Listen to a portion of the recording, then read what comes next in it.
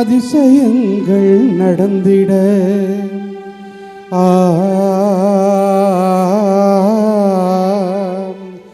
ஆண்டவன் சந்நிதிக்கு விரைந்து வாருங்கள்.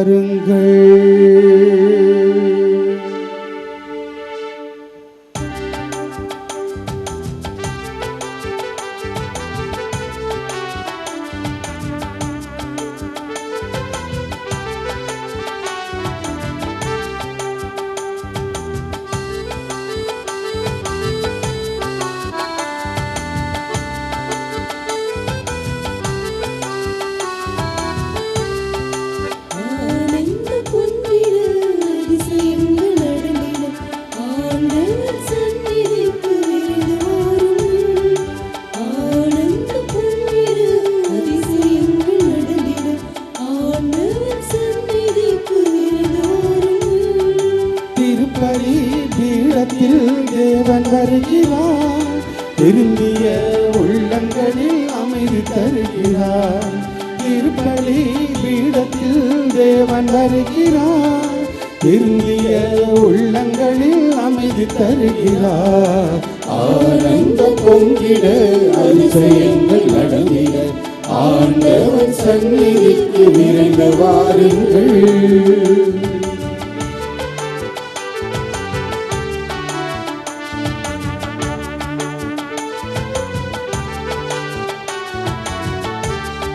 வறுமையாவும் தீர இன்று வாழ்த்து பாடுவோம், பெருமையாவும் நிலைக்க அவரின் சங்கமாகுவோம். வறுமையாவும் தீர இன்று வாழ்த்து பாடுவோம், பெருமையாவும் நிலைக்க அவரின் சங்கமாகுவோம். அவரில் சங்கமம் வாழ்வில் சந்தோஷம், அவரில் நிலைத்திருந்தால் மிகுந்த கனி கொடுப்போம். சீடராக வாழ்ந்து காட்டுவோம், என்னாலே ஆனந்த பொங்கிட அதிசயங்கள் நடந்திட ஆண்டவன் சந்நிதிக்கு விரைந்து வாருங்கள்.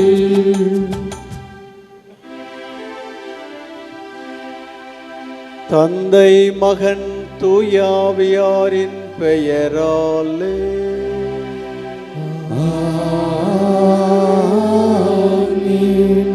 நம் ஆண்டவராகிய இயேசு கிறிஸ்துவின் அருளும் கடவுளின் அன்பும் தூய ஆவியாரின் நட்புறவும் உங்கள் அனைவரோடும் இருப்பதாக.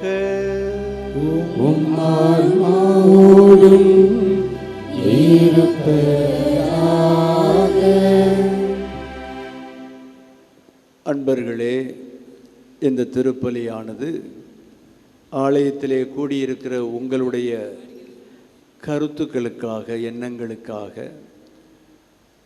மற்றும் ஜெயா பிளஸ் தொலைக்காட்சி மற்ற திருத்தலத்தில் உள்ள இணையதளம் மற்ற சமூக ஊடகங்கள் வழியாக இந்த திருப்பலியிலே முழுமையாக பங்கெடுத்து கொண்டிருக்கின்ற பக்தர்களின் கருத்துக்களுக்காகவும் இன்றைய நாளின் ஒளிபரப்பிற்கு உதவி செய்த நன்கொடையாளர்களின் குடும்ப கருத்துக்களுக்காகவும் நேற்று இந்த பேராலயத்திலே கருத்துக்களை எழுதி வைத்த அந்த சிந்தனைகளுக்காகவும் ஒப்பு கொடுக்கப்படுகிறது.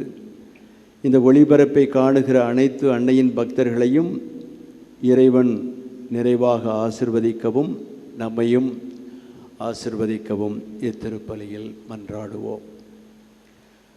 Dear friends, this Mass is offered for all the faithful gathered here, for all of you. Besides, there are many others who are participating virtually through social medias, Jaya TV, Jaya Plus, and Shrine Web.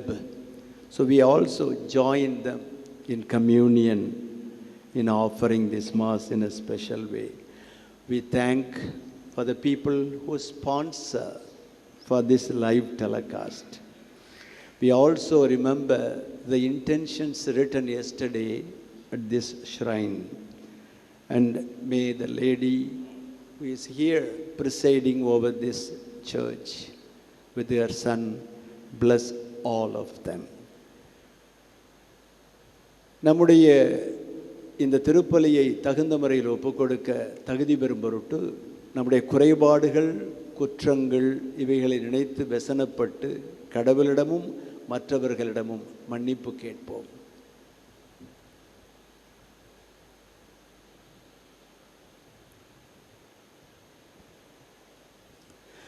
எல்லாம் வல்ல இறைவனிடமும் சகோதர சகோதரிகளிடமும் நான் பாவியனை ஏற்றுக்கொள்கின்றேன். ஏனெனில் என் சிந்தனையாலும் சொல்லாலும் செயலாலும் கடமையில் தவறியதாலும் பாவங்கள் பல செய்தேன்.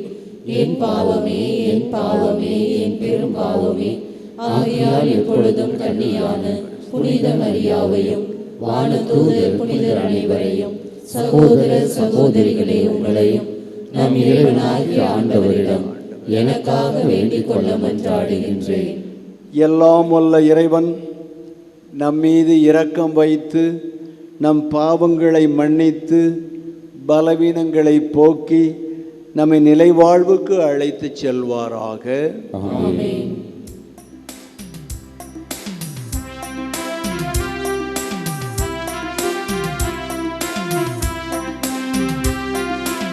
ஆண்டவரே இரக்கமாயிரும். ஆண்டவரே இரக்கமாயிரும். கிறிஸ்துவே இரக்கமாயிரும். கிறிஸ்துவே இரக்கமாயிரும். ஆண்டவரே இரக்கமாயிரும். ஆண்டவரே இரக்கமாயிரும்.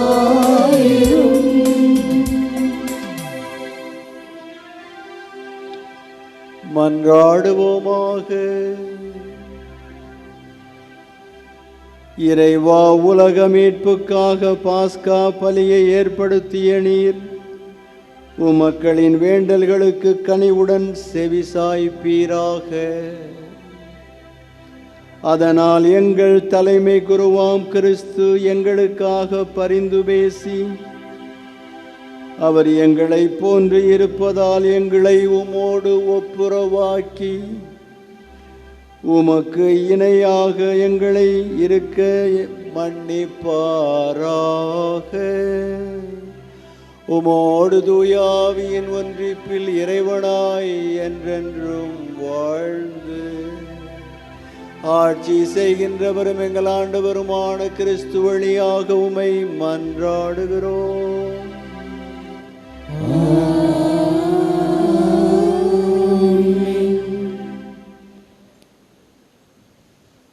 முதல் வாசகம். திருத்தூதர் பணிகள் நூலிலிருந்து வாசகம். அந்நாள்களில் காவலர்கள் திருத்தூதர்களை அழைத்து கொண்டு வந்து யூத தலைமை சங்கத்தின் முன் நிறுத்தினார்கள். தலைமை குரு அவர்களை நோக்கி, நீங்கள் இந்த இயேசு பற்றி கற்பிக்கக்கூடாது என்று நாங்கள் கண்டிப்பாய் கட்டளையிடவில்லையா? என்றாலும் எருசலேம் முழுவதும் நீங்கள் கற்பித்து வருகிறீர்கள். மேலும் இந்த மனிதருடைய இரத்தப்பழியையும் எங்கள் மீது சுமத்த பார்க்கிறீர்களே என்றார். அதற்கு பேதுருவும் திருத்தூதரும் மறுமொழியாக, மனிதர்களுக்கு கீழ்ப்படிவதை விட கடவுளுக்கல்லவா கீழ்ப்படிய வேண்டும்? நீங்கள் சிலுவையில் தொங்க வைத்து கொன்ற இயேசுவை நம் மூதாதையரின் கடவுள் உயிர்த்தெழ செய்தார். இஸ்ரேல் மக்களுக்கு மனமாற்றத்தையும் பாவ மன்னிப்பையும் அளிப்பதற்காக கடவுள் அவரை தலைவராகவும் மீட்பராகவும் தமது வலப்பக்கத்துக்கு உயர்த்தினார். இவற்றுக்கு நாங்களும் கடவுள் தமக்கு கீழ்ப்படிவோருக்கு அருளும் தூய ஆவியும் சாட்சிகள் என்றனர். இவற்றை கேட்ட தலைமை சங்கத்தார் கொதித்தெழுந்து திருத்தூதர்களை கொல்ல திட்டமிட்டனர். ஆண்டவரின் அருள்வாக்கு. இறைவனுக்கு நன்றி. பதிலுரை பாடல்.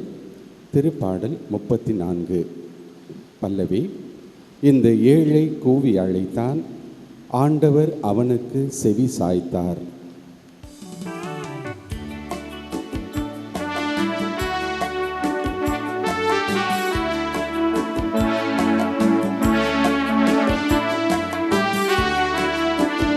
இந்த ஏழை கூவி அழைத்தார். ஆண்டவர் அவனுக்கு செவி சாய்த்தார். இந்த ஏழை கூவி அழைத்தார். ஆண்டவர் அவனுக்கு செவி சாய்த்தார். இந்த ஏழை கூவி அழைத்தார். ஆண்டவர் அவனுக்கு செவி சாய்த்தார். இந்த ஏழை கூவி அழைத்தார். ஆண்டவர் அவனுக்கு செவி சாய்த்தார். இந்த ஏழை கூவி அழைத்தார். ஆண்டவர் அவனுக்கு செவி சாய்த்தார். ஆண்டவரை நான் எக்காலமும் போற்றுவேன்.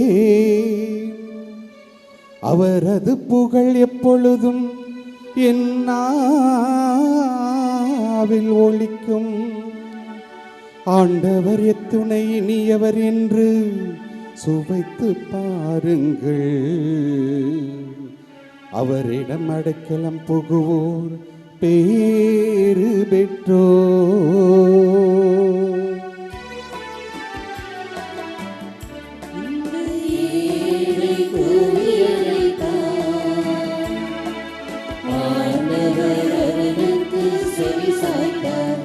இந்த ஏழை கூவி அழைத்தார். ஆண்டவர் அவனுக்கு செவி சாய்த்தார். இந்த ஏழை கூவி அழைத்தார். ஆண்டவர் அவனுக்கு செவி சாய்த்தார். ஆண்டவரின் முகமோ தீமை செய்வோருக்கு எதிராக இருக்கின்றது. அவர்களின் நினைவே உலகில் அற்று போக செய்வார்.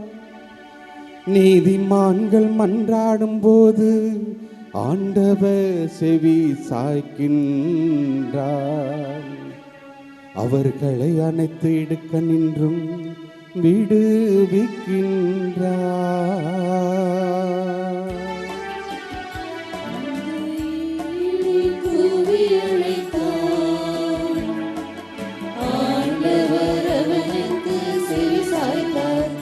இந்த ஏழை கூவி அழைத்தார். ஆண்டவர் அவனுக்கு செவி சாய்த்தார். இந்த ஏழை கூவி அழைத்தார். ஆண்டவர் அவனுக்கு செவி சாய்த்தார்.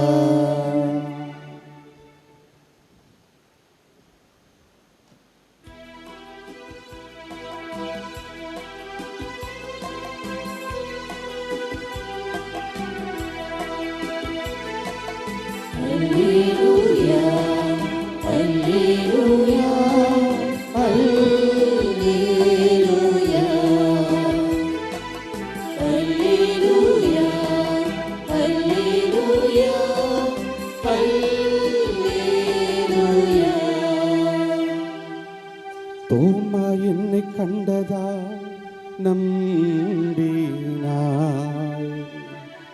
காணாமலே நம்புவோ பேறு பெற்றோ. அல்லேலூயா அல்லேலூயா அல்லேலூயா அல்லேலூயா அல்லேலூயா அல்லேலூயா. ஆண்டவர் உங்களோடு இருப்பாராக. ஆன்மாவோடும் இருப்பாராக. யோவான் எழுதிய தூய நற்செய்தியிலிருந்து வாசகம்.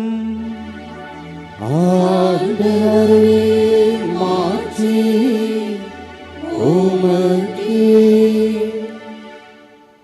அக்காலத்தில் இயேசு நிக்கதேமிடம் கூறியது, மேலிருந்து வருபவர் அனைவரையும் விட மேலானவர், மண்ணிலிருந்து உண்டானவர், மண்ணுலகை சேர்ந்தவர். மண்ணுலகை சார்ந்தவை பற்றியே அவர் பேசுகிறார். விண்ணுலகிலிருந்து வருபவர் அனைவருக்கும் மேலானவர்.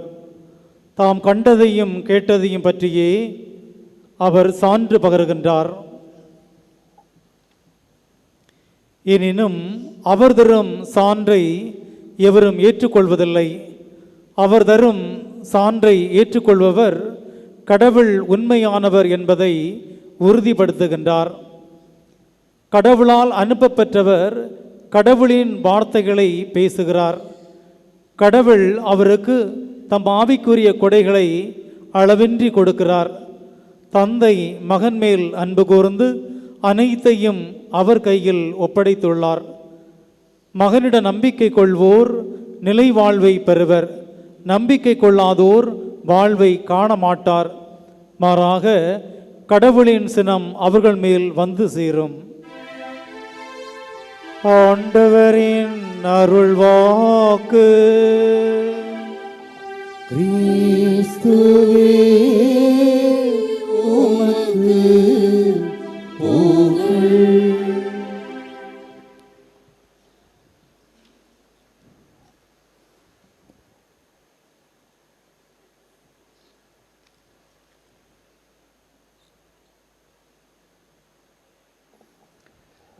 கிறிஸ்து இயேசுவில் அன்பார்ந்த சகோதரிகளே, சகோதரர்களே,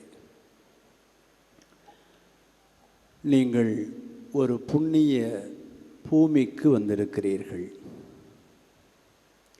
மாதரார் தொழுதேத்தும் மாண்புடையாள் கோவிலில் கூடியிருக்கிறீர்கள். நீங்கள் அந்த கோவிலுக்கு வந்து கூடியிருப்பதால் உங்கள் நெஞ்சத்திலே அருள் பூத்திருக்கிறது. காரணம், பெண்மை என்னும் உடலுக்கு உண்மை உயிராக திகழ்ந்த மாதாவை காண வந்திருக்கிறீர்கள், காண்கிறீர்கள். இந்த மரியா என்ற பெயர்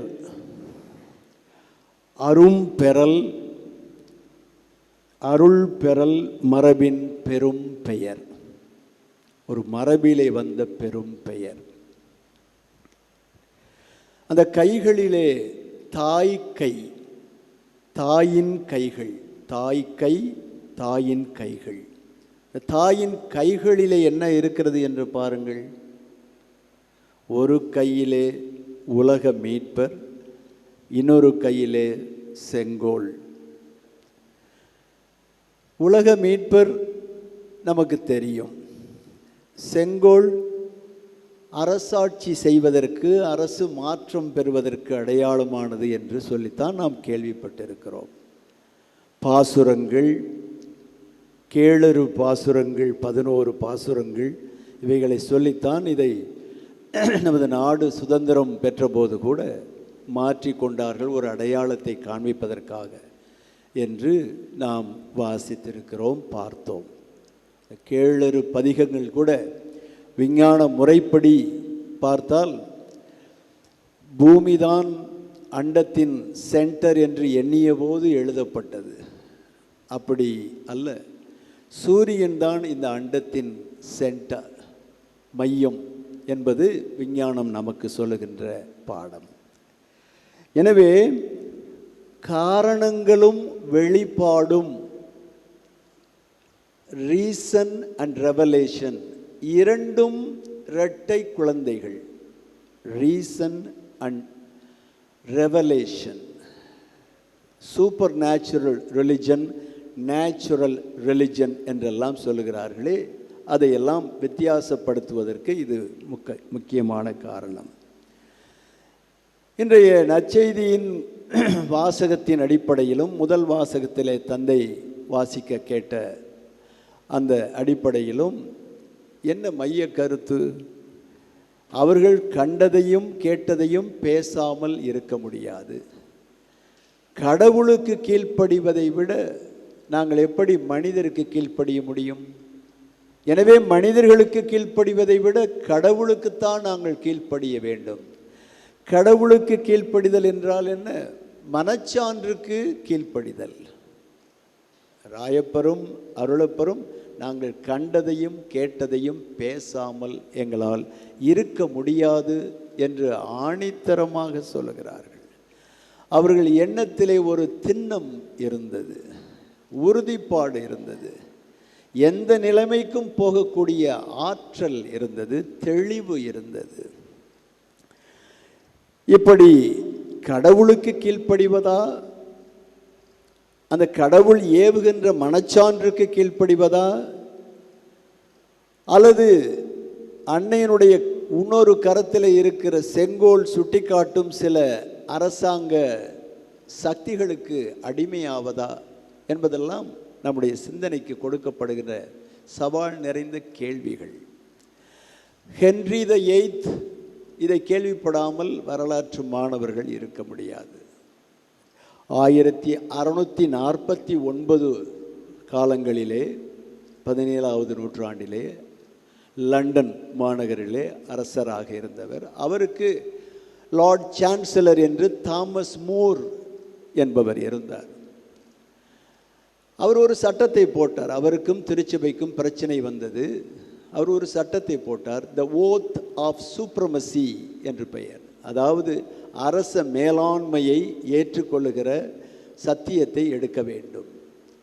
எல்லோரும் பயந்து விடுவார்கள். அரசன் சொல்லுகிறான் அல்லவா, அதிகாரத்தில் இருக்கிறான் அல்லவா, பயந்து விடுவார்கள், எடுப்பார்கள். அப்படியே மாறி, அப்படித்தான் கிறிஸ்தவ மதமும் ஒரு அரசன் மாறினான், அது ஸ்டேட் ரிலிஜன் என்று மாறியது. நிறைய பேர் கிறிஸ்தவத்திற்கு வந்தார்கள். அதிலே சில பேர் புனிதத்தன்மை போய்விட்டதோ என்று ஃபூகா முந்தி உலகத்தை விட்டு ஓடு என்று தவம் புரிய ஓடினார்கள். அதிலே வந்தவர்கள் தான் இந்த வனத்த சின்னப்பர், அந்தோணியார், பவுல் போன்றவர்கள் எல்லாரும். எனவே அப்படித்தான் எல்லா சமயங்களிலும் இருந்தது.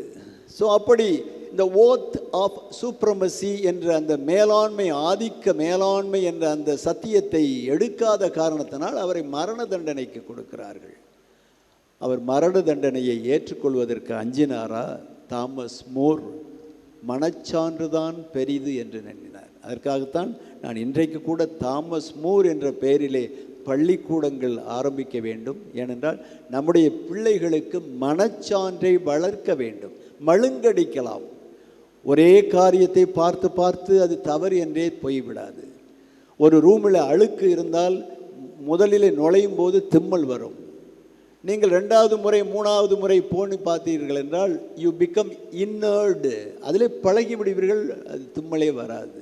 அதே போல தான் பாவ வாழ்க்கையும், அதே போல தான் மனச்சான்றினுடைய கூர்மையும் மழுங்கடிக்கப்பட்டுவிடும். ஒரு முறை தவறு செய்கிற போது குத்தும், தூக்கம் வராது. உடனே நான் ஸ்டிமுலிக்கும் ரெஸ்பான்ஸுக்கும் இடையில் உள்ள இடைவெளியை நீக்க வேண்டும் என்று உடனே ஒரு மன்னிப்பு கேட்போம். உடனே அதை சரி செய்து விடலாம் என்று எண்ணுவோம். போக போக பழகிவிட்டால் தவறுகள் பழகிவிடும். ஆனால் இந்த தாமஸ் மூர் என்ன சொன்னார் தெரியுமா? அந்த வார்த்தை நம்முடைய உள்ளத்திலே ஆழமாக பதிய வேண்டும். அவர் என்ன சொன்னார்? நான் இந்த ஓத் ஆஃப் சூப்ரமசி, அரச மேலாண்மைக்கு பிரமாணிக்கம் செய்து சத்தியம் செய்து தரமாட்டேன். காரணம் அது என் மனச்சான்றுக்கு விரோதமாக இருக்கிறது. எனவே நீங்கள் என்னை தூக்கு தண்டனைக்கு போடலாம். But I say this, I die the king's good servant but God's first என்று சொல்கிறார். அரசனுக்கு ஒரு நல்ல சிறந்த ஊழியனாக நான் இறக்கப் போகிறேன். ஆனால் அதைவிட கடவுளுக்கு முதல் சிறந்த ஊழியனாக மரணிக்கப் போகிறேன் என்று சாவை ஏற்றுக்கொண்டார். இந்த சீடர்கள், திருத்தூதர்கள், நாங்கள் கடவுளுக்கு தானே கீழ்ப்படிய வேண்டும். உன்னுடைய ரெல்ம் வேற, என்னுடைய ரெல்ம் வேற. அதனால்தான் ஸ்டேட் ரிலிஜன் செப்பரேஷனே வந்தது. அது அமெரிக்க நாட்டில் மட்டுமல்ல, ஐரோப்பாவிலும் எல்லா நாடுகளுக்கும் தேவையானது. ஸ்டேட் வேறு, ரிலிஜன் வேறு, இதனுடைய வழிபாடுகள் வேறு, அதனுடைய செரிமனிகள் வேறு. அதில் குழப்பிக்கொள்ளக்கூடாது. உன்னுடைய ரெல்ம் வேறு, என்னுடைய ரெல்ம் வேறு. இதில் அடிப்படை புரிதல் இல்லாதது நமது நாட்டிலும் இருக்கிறது. இன்னொரு உதாரணம் சொல்லுகிறேன். மனச்சான்றுதான் பெரிது என்று கருதி தன்னுடைய எண்ணத்தை மாற்றிக்கொள்ளாதவர், ஆனால் அதற்காக துன்பப்பட்டவர் கலீலியோ. இன்றைக்கு கலீலியோவை பற்றி பேசாமல் விண்வெளி ஆராய்ச்சி நடக்க முடியுமா? அவர்தான் பூமி தன்னைத்தானே சுற்றுகிறது, சூரியனையும் சுற்றி வருகிறது என்று சொன்னவர். அவர் ஒரு மத குருமார், ரோமன் கேத்தலிக் பிரீஸ்ட் தான். அவர் அப்படி சொல்லிவிட்டார் என்பதற்காக அவருக்கு தண்டனை கொடுத்ததே திருச்சபை தான். உடல் முடியாமல் இருந்தபோது தூக்கி வந்து இன்க்விசிஷன், அந்த இன்க்விசிஷன் என்றால் திரிபு கொள்கை விசாரணை. அந்த இன்க்விசிஷன் சமயத்தில் ஏறக்குறைய 1642 ஆண்டுகளிலே இன்க்விசிஷன் நடந்தது. கேள்வி கேட்பாடு இல்லாமல் இவர்களுடைய கொள்கைக்கு ஒத்து வரவில்லை என்றால் அவர்களுக்கு தண்டனை. இன்க்விசிஷன் வேர்ல்டு ஹிஸ்ட்ரி என்று ஒரு படம் இருக்கிறது. அதில் இந்த இன்க்விசிஷனை பற்றி ரொம்ப நையாண்டித்தனமாக ஒரு பாடலும் இருக்கிறது. எத்தனை மாசற்றவர்களை நாம் கொன்று குவித்தோம் என்பதை பற்றி அதில் இருக்கிறது. இந்த கலீலியோவை நீ சொல்லுவது விவிலியத்திற்கு எதிராக இருக்கிறது. விவிலியத்தில் இருக்கிறது அப்படி என்ன இருக்கிறது? யோசுவா என்று நினைக்கிறேன், அந்த சூரியனை இப்படி நிறுத்துவார்.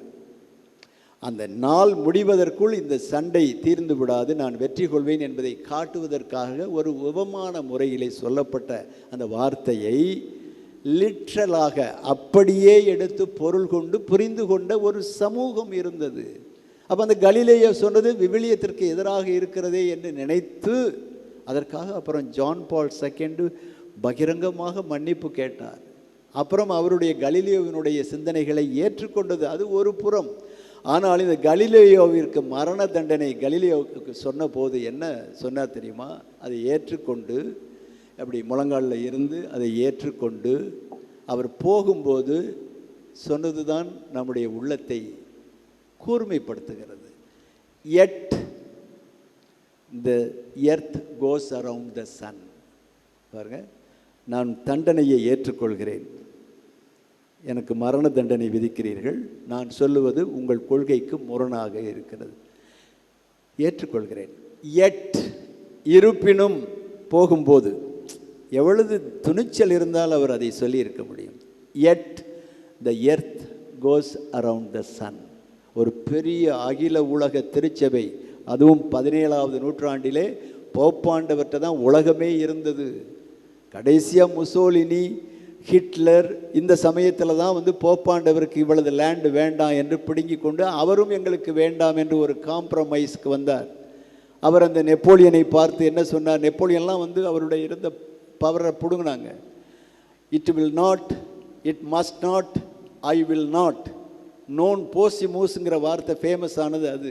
அது எதிலேருந்து வந்தது? நாங்கள் கண்டதையும் கேட்டதையும் எங்களால் சொல்லாமல் இருக்க முடியாது என்ற அந்த ராயப்பர் அருளப்பர் சொன்ன வார்த்தையிலிருந்து எடுக்கப்பட்ட ஃப்ரேசஸ், சொற்றொடர்கள்.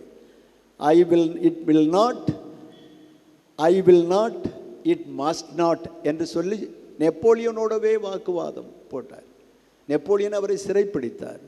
எனவே அந்த சமயத்தில் பவர், சக்தி வாய்ந்த அந்த சமயத்தில் இந்த கலீலியோ மரணத்தை ஏற்றுக்கொண்டு தன் மனச்சான்று தன் ஆராய்ச்சிக்கு எதிராக இருக்கிறது என்பதை நன்றாக அறிந்து, வலி அறிய வேண்டும். வள்ளுவருடைய வார்த்தைகள் தான் வலி. உன் வலிமை என்ன? நீ எதிர்ப்பதற்கு முன்னால், நீ சொல்லுவதற்கு முன்னால் உனக்கு கிளாரிட்டி, தெளிவு இருக்க வேண்டும். தெளிந்த நீரோடை போன்ற சிந்தனை வேண்டும். உரசி பார்க்க வேண்டும், ஆய்வு செய்து பார்க்க வேண்டும். அப்படி செய்கிற போது தான் இந்த துணிச்சல் வருகிறது. இந்த சீடர்கள், அந்த அப்போஸ்தலர்கள் அல்லது திருத்தூதர்கள் என்று சொல்லுகிறோமே, அவர்கள் என்ன பெரிய மனிதர்கள் என்று நினைக்கிறீர்கள்? நேற்று சொன்னேனே, சில பேர் காட்டி கொடுத்தார்கள், சில பேர் ஓடிவிட்டார்கள், பல பேர் எனக்கு ஒரு சம்பந்தம் இல்லை என்று சொன்னார்கள், வீட்டை பூட்டி கொண்டு இருந்தார்கள். இந்த சிறையிலேருந்து இன்றைக்கி முதல் வாசகம் பாருங்கள். சிறையில் பூட்டப்பட்டவர்கள் வெளியே போயிருக்கிறார்கள். யார் திறந்தது? நாம் பூட்டினால் வீடு, நம்மை பூட்டினால் அதற்கு பெயர் சிறை. இவர்களை பூட்டி வைத்திருக்கிறார்கள். சாவி இன்னொருவரிடம் இருக்கிறது, ஆனால் அவர்கள் அங்கே இல்லை. ஆவியின் கொடைகளை பெற்றவர்களை நீ என்ன செய்தாலும் பெயர் கெடுக்க முடியாது.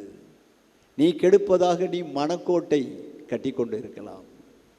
உனக்கு ஒரு பெரிய காரியத்தை செய்து விட்டதாக நீ எண்ணலாம், ஒரு காரியத்தை தடுத்து விட்டதாக எண்ணலாம்.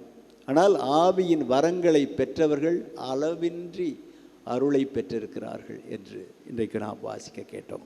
நேற்றைய முதல் வாசகத்திலே முதல் வரியிலேயே இருக்கிறது, அவர்கள் உள்ளம் பொறாமையால் நிறைந்திருந்தது. கல் தோன்றி மண் தோன்றா காலத்தே வாளோடு முன் தோன்றிய மூத்த குடி என்று சொல்லுகிறோமே, தமிழ் கல்ச்சர் என்று சொல்லுவது மட்டுமல்ல, இந்த திராவிட இனம் மட்டுமல்ல, உலகமே அப்படி சொல்லிக்கொள்ளலாம். அவரவர்களுடைய பண்பாட்டை பற்றி சொல்லிக்கொள்ளலாம். எனக்கு என்ன தோன்றுகிறது, கல் தோன்றி மண் தோன்றா காலத்தே முன் தோன்றிய பொறாமை அல்லது செல் என்று கூட சொல்லலாம். செல்லோடு தோன்றிய மூத்த குடி. செல்கள் இல்லாமல் நம்மால் இருக்க முடியாது. நல்லது செய்வதற்கும் செல் தேவைப்படுகிறது, கைபேசி. தீமை செய்வதற்கும் அந்த செல் நம்மை வழிவகுக்கிறது. ஆனால் இந்த பொறாமை என்பது தொடக்கத்தில் இருந்தே வருகிறது. அதுதான் காரணம். காயின் ஆபேல், ஃப்ரெட்ரசைடல் கான்ஃப்ளிக்ட் என்று சொல்கிறார்கள். சகோதரத்துவம், சக உதரத்திலிருந்து பிறந்த அந்த சகோதரர்கள் வெறுத்து கொள்வதற்கு காரணம் என்ன? பொறாமை. அவர்கள் கண்கள் திறக்கப்பட்டன. ரெண்டு இடத்துல இந்த வார்த்தை பயன்படுத்தப்பட்டிருக்கிறது. ரெண்டு இடத்தில் இந்த வார்த்தை. எந்தெந்த இடத்தில்? ஒளிந்து கொண்டான், ஆதாமும் ஏவாளும் ஒளிந்து கொண்டனர். அப்பொழுது யார் கூப்பிடுகிறார்? கடவுள் கூப்பிடுகிறார். அவருக்கு என்ன, அவங்க எங்கே ஒளிஞ்சிருக்காங்கன்னு நாலேஜில் குறைவு இருக்குதா, அறிவில் குறைவு இருக்கா, கண்டுபிடிக்க முடியாதா கடவுளால்? எங்கே இருக்கிறாய்? அது ஒரு ட்ராமா, நாம் புரிந்து கொள்ள வேண்டும் என்று எழுதப்பட்ட ஒரு வசனங்கள். எங்கே இருக்கிறாய்? நான் ஒளிந்து கொண்டு இருக்கிறேன் என்று சொல்லுகிறார். அப்பொழுது அவர் கூப்பிட்டு ஆடைகளை, மரத்தினாலான ஆடைகளை கொடுக்கிறார். அவர்கள் நேக்கட்டாக இருப்பது தெரிகிறது. அப்போது பயன்படுத்தப்பட்ட வார்த்தை கண்கள் திறந்தன என்று சொல்லப்பட்ட வார்த்தை. அதே வார்த்தை இயேசு உயிர்த்த பிறகு எம்மாவூசு சீடர்களோடு இயேசு நடந்து சென்றார். இயேசு இன்டிஃபரண்டாக போயிருக்கலாம், பாராமுகமாக போயிருக்கலாம். நாம் ஏன் மற்றவர்களை பார்த்து பாராமுகமாக இருக்கக்கூடாது? நாமே முயற்சி எடுக்க வேண்டும் என்பதற்கு அது ஒரு காரணம். நாம் யாரையும் விட்டுவிடக்கூடாது. எல்லோரும் கடவுளுடைய சாயலில் படைக்கப்பட்ட மக்கள், கடவுளுடைய சாயலை தாங்கி இருக்கிறீர்கள். அதனால் ஒருவருக்கு சகோதரர். நண்பர்களை நீங்கள் தேர்ந்து கொள்ளலாம். சகோதர சகோதரிகளே, நண்பர்களை, எனக்கு பூசம் ஃப்ரெண்ட், எனக்கு அவனை பார்த்தா தான் பேசணும், அவனோட தான் நான் சாப்பிடணும். சகோதரர்களை, சகோதரிகளை, பெற்றோர்களை நீங்கள் தேர்ந்தெடுக்க முடியாது. உங்களுக்கு கொடுக்கப்படுகின்ற கொடை. மூக்கு இங்கே வச்சு, மொழி இங்கே வச்சு, அழகாக எனக்கு ஒரு அம்மா வேணும்னு நான் நினைத்து கொண்டு இருக்கலாம். ஆனால் எனக்கு என்னுடைய அம்மா தான் அழகு. நேற்று சொன்னேன், டோட்டா புல்க்ரா அப்படின்னா டோட்டல் பியூட்டி. 6ஆம் சின்னப்பர் 2ஆம் வத்திக்கான் சங்கத்தின் இறுதியில் மாதாவுக்கு கொடுத்த அடைமொழிதான் முழு மொத்த அழகே என்று மரியாதை அழைத்தார். டோட்டா புல்க்ரா. நான் கூட பாஸ்வேர்டு வச்சுக்கிருவேன் கம்ப்யூட்டரில், புல்க்ரா அப்படின்னு வச்சுக்கிருவேன். பியூட்டி, அழகு. எனவே நண்பர்களைத்தான் நாம் தேர்ந்து கொண்டோம். ஆனால் அந்த நண்பர்களையுமே கடவுள் என்ன சொல்லுகிறார்? தான் சாவதற்கு முன்னாலே உங்களை நண்பர்கள் என்று அழைத்தேன் என்று சொல்லுகிறார். நம்மை அவர் அந்நியர்களாக பார்க்கணும். இந்த அன்னை மரியாளும் இந்த தமிழ் கலாச்சாரத்திலும், இந்திய கலாச்சாரத்திலும், உலக கலாச்சாரத்திலும் அந்நிய மயமாக்கப்படாத ஒரு கன்னிகையாக இருக்கிறாள். இங்கு வருவோர் எண்ணிக்கை அதிகரித்து கொண்டே இருக்கிறது. செவ்விலக்கியங்களிலே சொல்லுகிறார்கள், கருவயிறு உருக என கடம்படுவோரும், செம்பொருள் வாய்க்க என செவிசார்த்துவோரும். ஏதாவது நல்ல பொருள் கிடைக்குமா என்று காதை கொடுத்து கேட்டுக்கொண்டிருக்க வருகின்ற நண்பர்கள், பக்தர்கள் எண்ணிக்கையும், கருவயிறு உருக, எனக்கு அந்த இயேசுவை போன்ற ஒரு குழந்தை வேண்டும். இயேசு பெண் பிள்ளையாக கூட இருக்கலாம் என்று நீங்கள் நினைத்து கொள்ள வேண்டாம். பர்த் டெபிசிட் இந்த பெண் பிள்ளைகளுக்கு எதிராக நிறைய நடக்கிறது. அதற்காக அப்படி சொல்லுகிறேன். ஏதோ என்னுடைய கரு வயிறு உருக என்று வருவோரின் எண்ணிக்கை அதிகமாகி கொண்டே இருக்கிறது. அப்படி என்ன இந்த சீடர்கள் செய்தார்கள்? அவர்கள் வாழ்ந்தபோது உங்களுக்கு தெரியும், அந்த சமாரிய இந்த உருமாற்றம் இருக்கிறது அல்லவா? தவக்காலத்தில் கூட அந்த பாடம் நமக்கு வரும், காஸ்பல் வரும், உருமாற்றம். அந்த உருமாற்றத்தில் யாரை பார்க்கிறார்கள்? பிதாவை பார்க்கிறார்கள், மோயிசனை பார்க்கிறார்கள், எலைஜாவை பார்க்கிறார்கள். இறங்கி வருகிறார்கள். அங்கே இருந்து விடலாமா என்று கேட்கிறார்கள். 3 கூடாரங்களை அந்த அளவிற்கு அழகு, இதுவரைக்கும் கண்டிராத அழகு. ஆனால் இறங்கி நீங்கள் அவருக்கு செவி சாயுங்கள் என்ற வார்த்தை கேட்கிறது. செவி சாய்க்க வேண்டும். செவி சாய்த்தால் இறங்கி போங்கள், எருசலேமை நோக்கி போங்கள், வரும் யதார்த்தங்களை எதிர்கொள்ளுங்கள், சந்தியுங்கள் என்பதுதான் அதனுடைய பொருள். வரும்போதே சமாரியர்களை பார்த்தபோது அந்த சீடர்களில் ஒருவர் என்ன சொல்கிறார்? ஆண்டவரே, இவர்கள் மேல் நெருப்பு மழை பொழிய வையும் என்று. இப்போதுதான் உருமாறினார். அந்த உருமாற்றத்தை பார்த்தீர்கள். அந்த உருமாற்றத்தில் இருந்த ஒருவர் எலைஜா. எலைஜாவினுடைய பின்னணி என்ன? பால் தேவதைகளுக்கு ஊழியம் புரிந்த குருக்கள் 800 பேரை அவர் நேரடியாக சேலஞ்ச் பண்ணினார். சேலஞ்ச் பண்ணி, வாங்க, நீங்கள் பொய் கடவுள்களுக்கு பூசைகள் வைக்கிறீர்கள், உண்மையான கடவுள் யார் என்று காட்டுகிறேன் என்று அவர்களுக்கு சவால் விட்டு, அதிலே 400 பேர் போல தான் வந்தாங்க. அந்த 400 பேரை போல வந்து அவர்களுடைய வழிபாடு எடுபடவில்லை. உடனே அவர்கள் மேல் நெருப்பு மழை பொழிந்தார் என்று இருக்கிறது விவிலியத்தில். பாருங்க, எலைஜாவை பார்த்தார்கள். பார்த்து போகிற போதே மனித இயல்பு, அப்படி பாவம் செய்யக்கூடிய இயல்பு. Oftentimes we are not wicked, but we are weak. Weakness வேறு, விக்கெட்னஸ் வேறு. சில பேர் ஊறி திளைத்திருப்பார்கள் அந்த பாவத்திலேயே, அது வேறு. அவர்களுக்கு அட்மானிஷன் மோனித்தும் கொடுத்ததெல்லாம் ஒன்றும் பத்தாது. சிலது தட்டி பார்க்கணும். அப்படி அதான் அந்த ராடு மாதா கையில் வச்சுருக்காங்கல்ல, அது செங்கோல் ஆட்சி செய்வதற்கு மட்டுமல்ல, அப்படி ஒரு தட்டு செல்லமாக ஒழுங்கா போ என்று சொல்லுவதற்கும் அந்த ராடு விவிலியத்தின் அடிப்படையிலே ஒரு அடையாளமாக சொல்லப்படுகிறது. நாம் கும்பிடுவதற்கு அழகாக இருக்கிறது, செங்கோல் போல தங்கத்திலே இருக்கிறது. ஆனால் அதனுடைய இன்னொரு பொருள் ஆளுமை, இன்னொரு பொருள் தவறாக செல்கிற போது இழுத்து ரோட்டிலே நடக்க வைப்பதும் அதனுடைய அருமை. அந்த சீடர்கள் அவர்கள் மீது ஈ எறும்பு விழவில்லை என்று சொல்லத்தக்கவர்கள் அல்ல. அவர்களை உருட்டிவிட்ட பள்ளங்கள் எத்தனையோ இருந்தன. அவர்களே உருண்ட பள்ளங்கள் எத்தனையோ இருந்தன. ஏறி இறங்கிய மலை சரிவுகள் இருந்தன. சிக்காமல் தப்பிய சதிகள் எத்தனையோ இருந்தன. சிக்கிய கண்ணிகள் எத்தனையோ இருந்தன. கன்னி பொறி எத்தனையோ இருந்தன.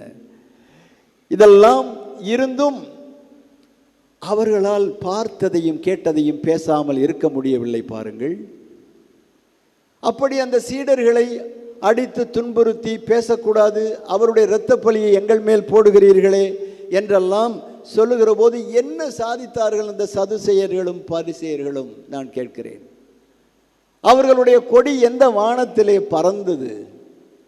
திருச்சபை இன்றைக்கு அகிலம் முழகும் பரவி இருக்கிறது. ஏதாவது சாதித்தார்களா? சற்று துன்பப்படுத்தி இருக்கலாம், இன்டிமிடேஷன், டிஸ்கரேஜ்மெண்ட் கொடுத்திருக்கலாம். ஆனால் அவர்கள், அந்த சீடர்கள் அதை பொருட்படுத்தவில்லை. நாமும் இன்றைக்கு இந்த நற்செய்தியை தொடர வேண்டும். சீடர்களிடம் இருந்த அந்த மனப்பக்குவம், அந்த ஆர்வம் நம்மில் வெளிப்பட வேண்டும். புதிய புதிய சூழ்நிலைகள் உருவாகின்றன. புதிய புதிய சூழ்நிலைகள், உறவிலே விரிசல்கள் ஏற்படலாம். இந்த நற்செய்தி வாழ்க்கை வாழ்ந்தால், வெர்ச்சுவஸ் லைஃப் வாழ்ந்தால் அதை பற்றி கவலைப்படக்கூடாது. இன்றைக்கெல்லாம் கேன்சலேஷன் கல்ச்சர் என்று சொல்லுகிறார்கள். கேன்சலேஷன் கல்ச்சர்னா, எனக்கு அவனை பிடிக்கலைன்னா ஒதுங்கிக்கிறது, எனக்கு தான் பிடிக்கலைன்னா என்னை சேர்ந்த இனமே ஒதுங்கிக்கிறது, அவனை சேர்ந்த இனமே ஒதுங்கிக்கிறது. This is called cancellation culture. அப்படி அல்ல. அதற்காக இந்த தாய் தன்னுடைய ஒரு கையிலே இயேசுவை ஏந்தி நிற்கவில்லை, நிற்கிறாள். அவருடைய அழகுக்கு அவளேதான் உதாரணம். மின்னலுக்கு வர்ணம் இருந்தால் அது எப்படி இருக்குமோ அப்படித்தான் இந்த அழகு வாய்ந்தவள். அப்படி இருந்தும் தாழ்நிலையில் தன்னை வைத்தாள். கடவுளுடைய அடிமை என்றால் அவள் இறைவனோடு ஒப்புரவாக வேண்டும். எப்படி ஆகும் என்று கேட்கார். முடித்து விடவில்லை. அப்ரப்டா அந்த கான்வர்சேஷனை அவர் முடித்து விடவில்லை. இது எப்படி ஆகும் என்று கேட்கிறார். அப்படி என்றால் அவள் முழுமையாக கடவுளோடு ஒத்துழைத்தாள். தன்னுடைய இசைவினால், எல்லாவற்றையும் மனதிலே வைத்து தியானிப்பதனால். எனவே கிறிஸ்துவில் அன்பார்ந்த சகோதர சகோதரிகளே, இந்த சீடர்களிடம் விளங்கிய ஆர்வம் நம்மிலும் விளங்க வேண்டும். ஒரே நற்செய்தி தான். ஐன்ஸ்டைனிடம் கேட்டார்கள், சார் நீங்கள் போன வருஷம் கேட்ட கேள்வியைத்தான் இந்த வருஷமும் கேட்டிருக்கிறீர்கள் என்று சொன்னார். ஐன்ஸ்டைன் சொன்னார், கேள்வி அதே தான், போன வருடம் ஒரு பதில், இந்த வருடம் வேறு பதில் அதற்கு இருக்கிறது. அப்படி என்றால் நீ படித்திருக்க வேண்டும், புதிய கண்டுபிடிப்புகளை நீ அறிந்திருக்க வேண்டும் என்பது பொருள். ஒரே நற்செய்தி தான். இயேசு கிறிஸ்து உயிர்த்தார், பாடுபட்டார், பாவங்களுக்காக அவர் தன் இரத்தத்தை சிந்தினார். ஒரே நற்செய்தி. ஆனால் கலாச்சாரங்கள் மாறிக்கொண்டிருக்கின்றன. அந்தந்த கலாச்சாரத்திற்கு தகுந்தது போல நாம் முன்னெடுப்புகளை எடுக்க வேண்டும். முன்னெடுப்புகளை எடுத்தால்தான் நாம் இந்த சீடத்துவ பணியிலே முதன்மை பெறுகிறோம். அதற்காக இந்த திருப்பலியில் ஜெபிப்போம்.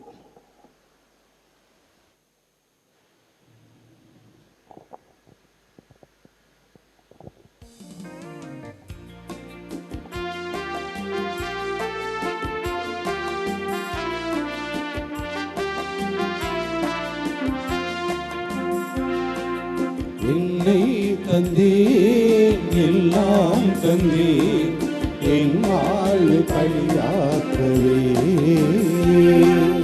உள்ளம் தந்தேன், உமக்கே தந்தேன், பிறரன்பு பணி செய்யவே. என் இயேசுவே, என் தெய்வமே, உம்மோடு உறவாடவே. என் இயேசுவே, என் தெய்வமே, உம்மோடு உறவாடவே. என்னை தந்தேன், எல்லாம் தந்தேன், என் வாழ்வை பலியாகவே. உள்ளம் தந்தேன், உமக்கே தந்தேன், பிறரன்பு பணி செய்யவே. சகோதர சகோதரிகளே, நாம் அனைவரும் இணைந்து ஒப்புக்கொடுக்கும் இந்த திருப்பலி எல்லாம் வல்ல இறைவனாகிய ஆண்டவருக்கு ஏற்றதாகும்படி ஜெபியுங்கள். ஆண்டவர் தமது பெயரின் புகழ்ச்சிக்காகவும் மாட்சிக்காகவும் நமது நன்மைக்காகவும் புனித திரு அவையின் அனைத்து நலனுக்காகவும் உமது கையிலிருந்து இப்பலியை ஏற்றுக்கொள்வாராக. ஆண்டவரே, இப்பலியின் காணிக்கைகளோடு எங்கள் வேண்டல்கள் உமை நோக்கி எழுவனவாக. இவ்வாறு நாங்கள் உமது மேன்மையால் தூய்மையாக்கப்பட்டு உமது பேரிரக்கத்தின் அருள் அடையாளங்களை பெற்றுக்கொள்ள தகுதி பெறுவோமாக. எங்கள் ஆண்டவராகிய கிறிஸ்து வழியாக உம்மை மன்றாடுகிறோம்.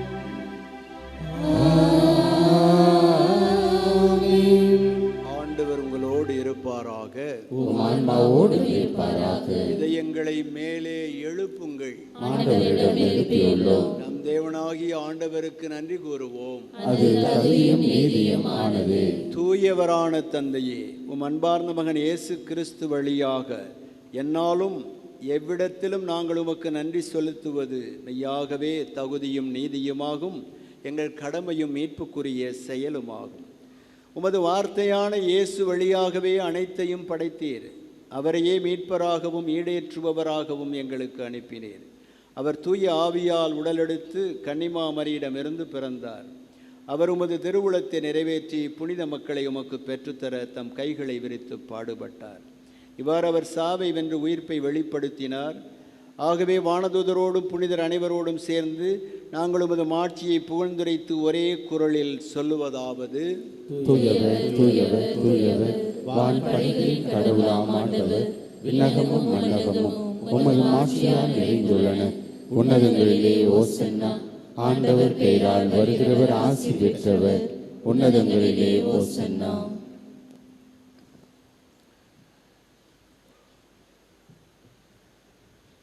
ஆண்டவரே, நீர் மெய்யாகவே தூயவர், தூய்மை அனைத்திற்கும் ஊற்று.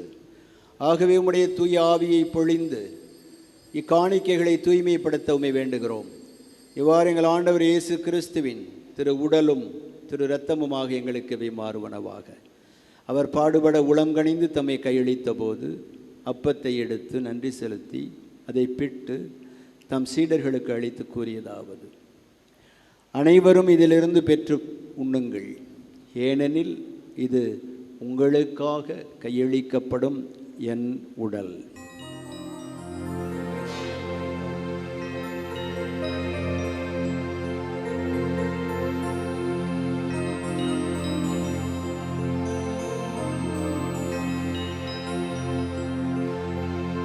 அவனமே இரவு விருந்தை அருந்திய பின் கிண்ணத்தை எடுத்து மீண்டும் உமக்கு நன்றி கூறி தம் சீடர்களுக்கு அளித்தவர் கூறியதாவது: அனைவரும் இதிலிருந்து பெற்று பருகுங்கள், ஏனெனில் இது புதிய நிலையான உடன்படிக்கைக்கு உரிய என் இரத்தத்தின் கிண்ணம். இது பாவ மன்னிப்புக்கு என்று உங்களுக்காகவும் பலருக்காகவும் சிந்தப்படும். இதை என் நினைவாக செய்யுங்கள்.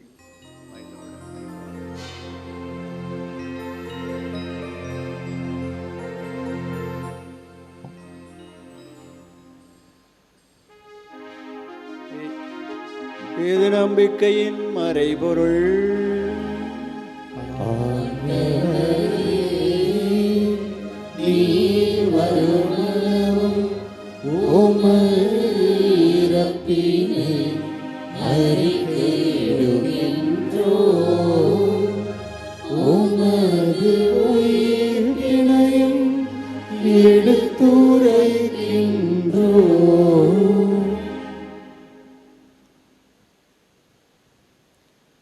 ஆகவே ஆண்டவரே, நாங்கள் கிறிஸ்துவின் இறப்பினையும் உயிர்ப்பினை நினைவு கூர்ந்து வாழ்தரும் அப்பத்தை மீட்பணி கிண்ணத்தை உமக்கு ஒப்புக் கொடுக்கின்றோம். திருமணன்று உமக்கு ஊழியம் புரிய தகுந்தவர்கள் என எங்களை ஏற்றுக்கொண்டீர். எனவே உமக்கு நன்றி செலுத்துகின்றோம். மேலும் கிறிஸ்துவின் உடலிலும் இரத்தத்திலும் பங்குகளும் எங்களை தூய ஆவியானவர் ஒன்று சேர்க்க வேண்டும் என உம்மை தாழ்மையோடு கெஞ்சி கேட்கின்றோம். ஆண்டவரே, உலகெங்கும் பரவி இருக்கும் உமது திரு அவை நெய்கூர்ந்தரலும்.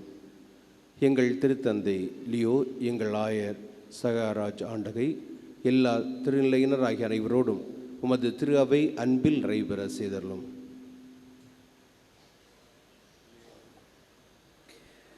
மேலும் உயிர்த்தெழுவோம் என்ற எதிர்நோக்குடன் துயில் கொள்ளும் எங்கள் சகோதர சகோதரிகளையும் இறந்தோர் அனைவரையும் இரக்கத்துடன் நினைவு கூர்ந்து உமது திருமுக ஒளியில் ஏற்றருளும். எங்கள் அனைவர் மீதும் இரக்கமாயிரும். கடவுளின் கன்னித்தாயான புனித மரியா, அவருடைய கணவரான புனித யோசேப்பு, புனித திருத்தூதர்கள், இந்த உலகில் உமக்கு உந்தவராய் இருந்தோராகிய புனிதர் அனைவருடனும் நாங்கள் நிலைவாழ்வில் பங்கு கொள்ளும் தொகுதி பெற்று உமது திருமகன் இயேசு கிறிஸ்து வழியாக உம்மை புகழ்ந்தேத்த வரமருள உம்மை வேண்டுகின்றோம்.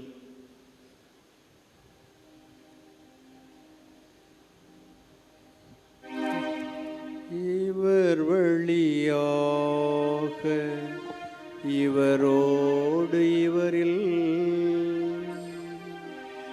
எல்லாம் வல்ல இறைவனாகிய தந்தையே, தூய ஆவியாரின் ஒன்றிப்பில் எல்லா புகழும் ஆட்சியும் என்றென்றும் உமக்கே உரியதே.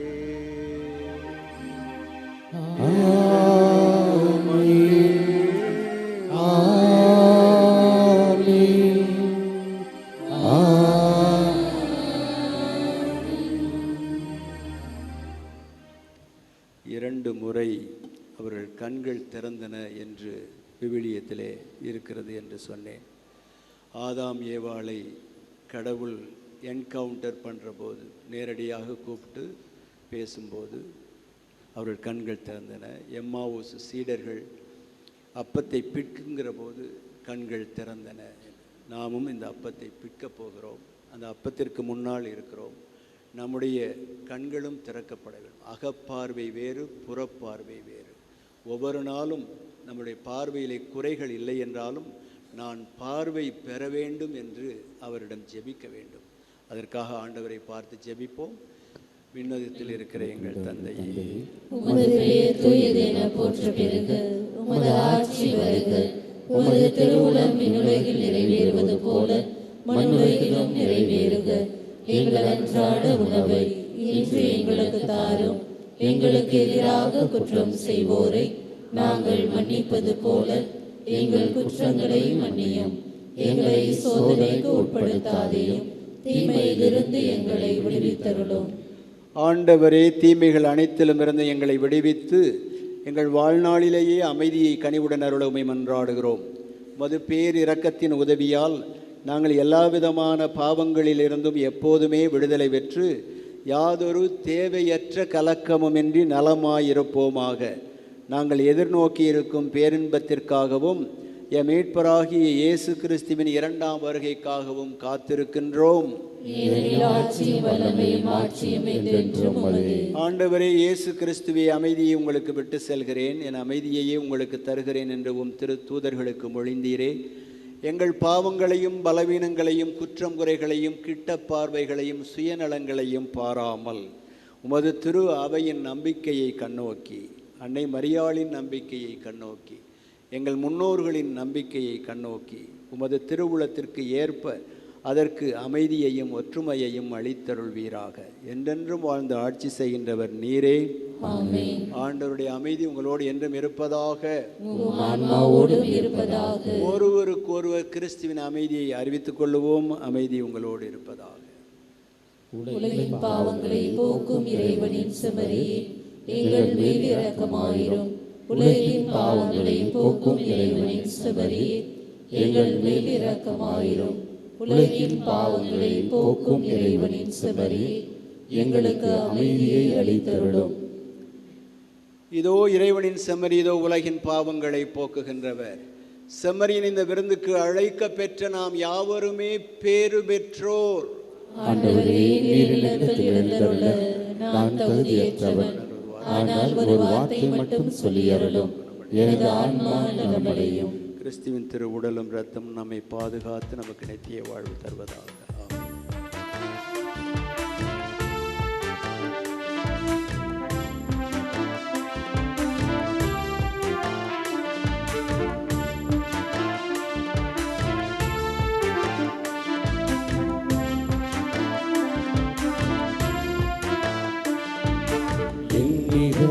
என் இதயம் எழுந்து வாருமே, என் நிறைகள் என் குறைகள் பகிர்ந்து கொள்ளுமே. என் மனதில் என் நினைவில் இருந்து நில்லுமே, என் அருகில் இடமிருந்து வழி நடத்துமே.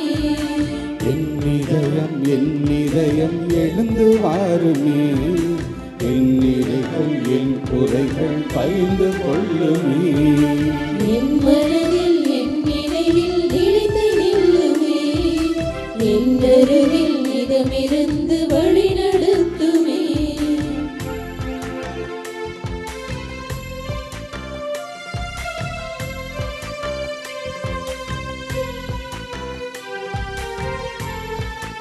இன்பம் பெருகும் போது இதை பயந்து கொள்ளவா, துன்பம் வரும் போது நீ தோள் கொடுக்கவா, இனிமை பொங்கும் போது இணைந்து மகிழவா, இன்னல் அணுகும் போது கை கொடுக்கவா.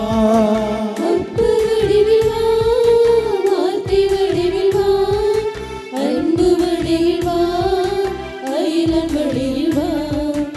அன்பு வடிவில் வா, வார்த்தை வடிவில் வா, அன்பு வடிவில் வா, அயலன் வடிவில் வா. என் இதயம் எழுந்து வாருமே, என் நிறைகள் என் குறைகள் பகிர்ந்து கொள்ளுமே.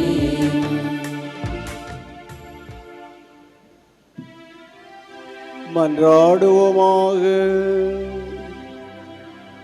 என்றென்றும் வாழும் எல்லாம் வல்ல இறைவா, கிறிஸ்துவின் உயிர்ப்பினால் நிலை வாழ்வுக்கு எங்களை புதுப்பித்தீர். பாஸ்கா அருளடையாளத்தின் கனிகளை எங்களில் பெருகச் செய்து எங்கள் உள்ளங்களில் மீட்பளிக்கும் உணவின் ஆற்றலை பெருக்குவீராக. எங்கள் ஆண்டவராகிய கிறிஸ்து வழியாக உம்மை மன்றாடுகிறோம்.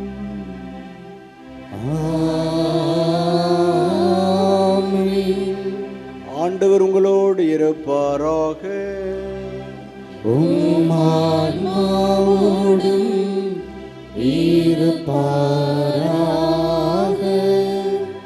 ஆற்றலும் அன்புமிக்க இயேசுவை கையிலேந்தி காலமெல்லாம் இந்த கடலோரம் காத்திருக்கும் புனித ஆரோக்கிய அன்னையே, இந்த பேராலயத்திலே கூடியிருக்கும் பக்தர்கள் மற்றும் இணையதளம் மூலம் எங்களோடு இணைந்திருக்கும் சமூக ஊடகங்கள் வழியாக பங்கேற்கும் மற்ற அனைவரையும் ஆசீர்வதிக்க உம்மை வேண்டுகிறோம். இவர்களின் மனம் சோர்ந்து போகும்போது பால்கார பாலகனின் பால் குடத்தை பொங்கச் செய்தது போல அவர்கள் மனங்களையும் மகிழ்ச்சியால் ஆர்வத்தால் பொங்க வையும். இவர்கள் தோல்விகளால் துவண்டு போகும்போது நடக்க இயலாத சிறுவனை நடக்க வைத்தது போல அவர்களையும் எழுந்து நடக்கச் செய்யும். இவர்கள் துன்பம் என்ற கடலில் தத்தளித்து தடுமாறும்போது அந்த மாலுமிகளை கரை சேர்த்தது போல இவர்களையும் கரை சேர்த்தருளும். வரம் பெற்று தரும் புனித ஆரோக்கிய அன்னையின் ஆசி உங்களோடு என்றும் தங்குவதாக. May Jesus touch you and heal you through the loving hands of his dear mother, Our Lady of Velankanni. எல்லாம் வல்ல இறைவன் தந்தை, மகன், தூயாவி உங்கள் அனைவரையும் ஆசீர்வதிப்பாராக.